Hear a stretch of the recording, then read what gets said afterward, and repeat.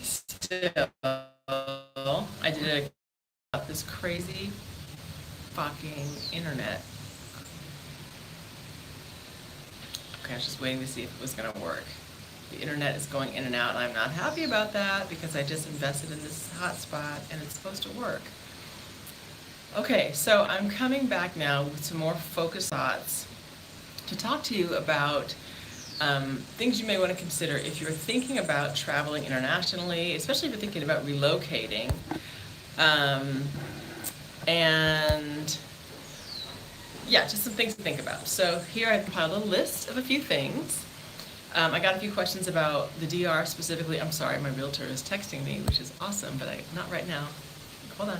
Okay, so I listed a few things, especially if you're considering coming to the DR or any place for that matter. But here's, for example, one of the things on my list. I mentioned before that the DR, the Dominican culture is, in my opinion anyway, a loud culture. These people are loud.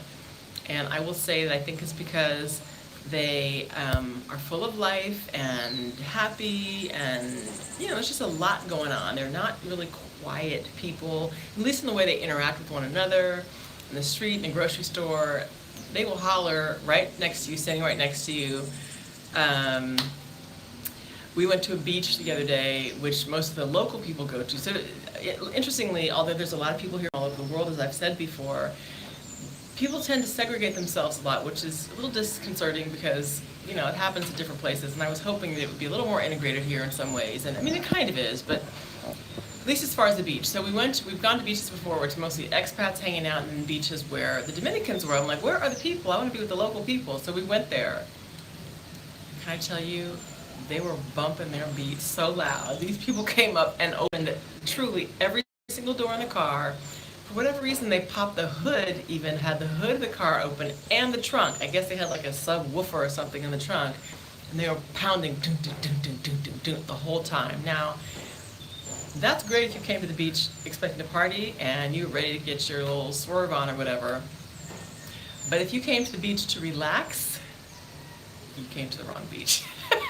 It was hilarious though, because my son and I were like, oh, what the hell, right? And the people who had the music playing so loud were sitting right behind the open trunk, like four like lounge chairs in a row, just totally sitting there, almost motionless, like they were just relaxing, looking at the water. And you'd think for all the noise that they'd be up partying and stuff. Maybe once it got dark, that changed. I don't know. It happened to be Carnival Day last week. But it was a lot. I mean, some songs were cool and you kind of were feeling it. Other songs, it was like, oh my God, this is so loud. That's just the way it is. They're loud. I was in a store today and a man was standing next to me talking to some other women, and he was like shouting. I think he was just passionate about making his point, but they're loud. So there's that. So if you consider the type of culture you're going to go into, whether it's Dominican culture, Swiss culture, Swedish culture, Rwandan culture, I don't know, Americans can be loud in some places, right? New Yorkers, they say, are rude. I don't know, they say Californians are flaky. Whatever, think about who you are and the type of place you're going to go to and see if that you think it's a fit, or if you'd like to explore something different and kind of come outside of your regular box. Just something to think about. Number 2 on my list. So in terms of being an expat in particular, you're going to be a certain kind of person, I think, to do it well and to do it comfortably. I'm pretty adventurous. I'm willing to do some stuff that I guess a lot of other people wouldn't do, like leave the country alone with my child, not having a huge amount of money. I have some savings, and as I mentioned before, I have a job here. The job doesn't pay very much, and I have clients from back home, and I'm able to make some money.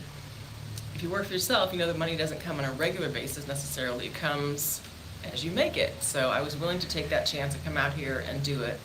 I know I have skills, and I just, was like, let's go. Worst case scenario, you go home. But, you must be bold. I don't think this is really for wallflowers. If you're not someone who can roll with the punches and be ready when shit hits the fan and, my battery. Sorry, you guys. Okay, be ready with different types of issues that come up. It might be tough, right? If you cannot handle being in a place that's dirty or dusty or different from what you're used to, you're going to have to either get over yourself or reconsider your idea of going to a foreign country, because the whole idea, it's foreign. It's not what you're used to. If you want the same way that your bread is buttered in the morning, and the way you have your coffee at the Starbucks, or the way the street looks, the way your house looks, all of that, if you want it to be the same, if you're looking for sameness, don't make a change, right? This is about making a change and stretching yourself and being willing to grow and do things that will hopefully change your life for the better, give you a new perspective. I can say that traveling, once you travel and you have this kind of experience, you can't go back to who you were. Even if you literally go back and you pick up your old life, there's still a part of you that has had a different experience, and so your perspective, it has grown, it's shifted. And hopefully that will be of benefit and help you relate to other people and be considerate of other ways of being in the world. So there's that. It's not for the faint of heart. Shit will happen. You will have something to deal with. For me, it's like, okay, I know it's going to be bugs. Sooner or later I have to deal with bugs. People taking their sweet time about things, the loudness, whatever it is. There's things that I don't always like. I feel like there's a lot of inefficiency, which gets on my nerves sometimes, but the trade-off is what you see behind me, and this is, again, the same old view. I'm gonna, now that I have my hotspot, I can go to the beach and record. I can go wherever I want to and record and show you some of the stuff that I see on a daily basis, which is wonderful. That's the trade-off. And it's way low cost of living here, and for the most part, not too much stress other than the stuff that gets on my nerves, but you get my point. Okay. Number 3. Oh, it's kind of the same with number 2. You have to go with the flow, right? You can be sure that things are going to come up that are not what you planned, that make you have to come up with a new plan, a schedule on a dime, be ready to change course, change where you're living, change what you thought your job was going to be, or how it's going to work, or how much money, what your budget is. I mean, all those things are subject to change. Hopefully not tremendously, and maybe not for a long time, but you might have to figure something out in the short run to just get by. I have here, stay grateful. Stay is underlined. Stay grateful. So there's something about, we talk about being grateful for what you have and even the difficulties, and that's cool. Stay grateful. Even when that stuff comes up that I was talking about, where you have to change your course, or your child gets sick, like happened to me 5 times recently. He's barfing all over the place or whatever. In the midst of that, I was like, did I make a mistake coming here? What the hell? What's going on? Should I go home? And of course I was like, you are not going home. There's nothing different at home. It's going to be the same crap there, and there's going to be challenges there. Just ride it out. It's going to be fine. But staying grateful in the midst of being challenged. If you don't speak the language, if you got ripped off a time or two, which will happen, things like that. You thought you had this beautiful house that was rented, and all of a sudden they're claiming they didn't have the contract signed and someone else is living there now. Stay grateful. Something else will come up. It'll work out. Not easy in the moment. What I find with myself is that although I may have my periods of just needing to get pissed off or cry to my friend or whatever, be worried, those periods become shorter and shorter as I get closer to being grateful, remembering, oh yeah, don't worry about that, that's just a little test, God has got you, you're fine, it's all going to work out. The remembering that I'm fine part comes much more quickly, which is great.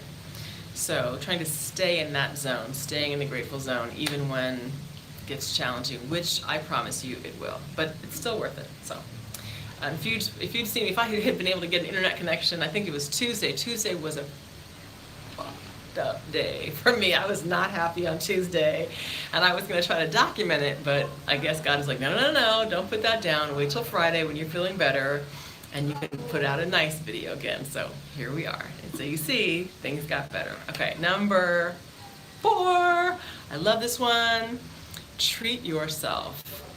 If you're like me, I don't think, even if you're not like me, I think you should get some pampering done every now and then, because especially if you were in a place and you are roughing it and you are going through these changes and it's difficult and it's hot or it's freezing cold where you go, or you've been taken advantage of, or you're just tired. It doesn't matter. Every now and then you need to just get a massage, or get yourself a wonderful meal someplace, or buy a new something that makes you feel happy, get your hair done, get some earrings, get some new shoes, I don't know.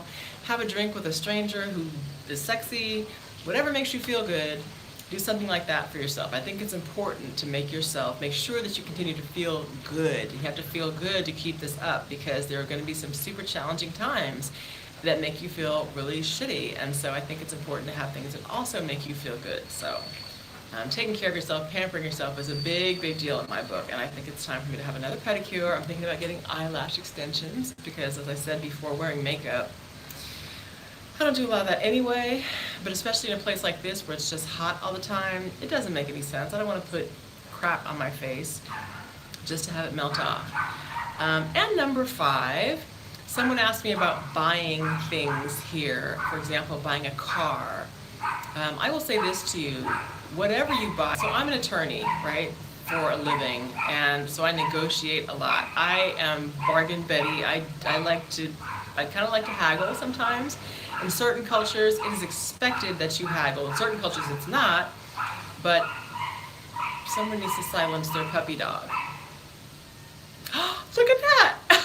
Just like that! Oh my gosh. Okay, so by the way, could you please hit the like button, like you're addicted to the like button. I would love that, and that helps somehow. The people at YouTube will be like, oh my god, she's awesome, let's put her on the recommended list, and then my videos will get better, I promise. Negotiating. So absolutely, do some research about where you plan to go and understand what the culture is like. Is it expected that you will negotiate? I'm talking about everything from buying a dress on the street, they have like thrift vendors sometimes, to spices in the store, to a car, to a house. Of course you negotiate the price. You ask for a deal on everything. And they push back, and you push a little bit more, and they push a little bit, and you meet in the middle.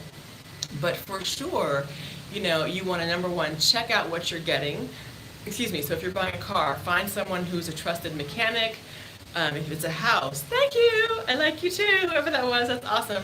If you're buying a house, have someone that you trust, and by trust, you've got to get to know some people. It's going to take a little while. You have to develop some relationships, and then find out, who do you know that's a great contractor or a great mechanic? Can you go and look at the plumbing in this house for me?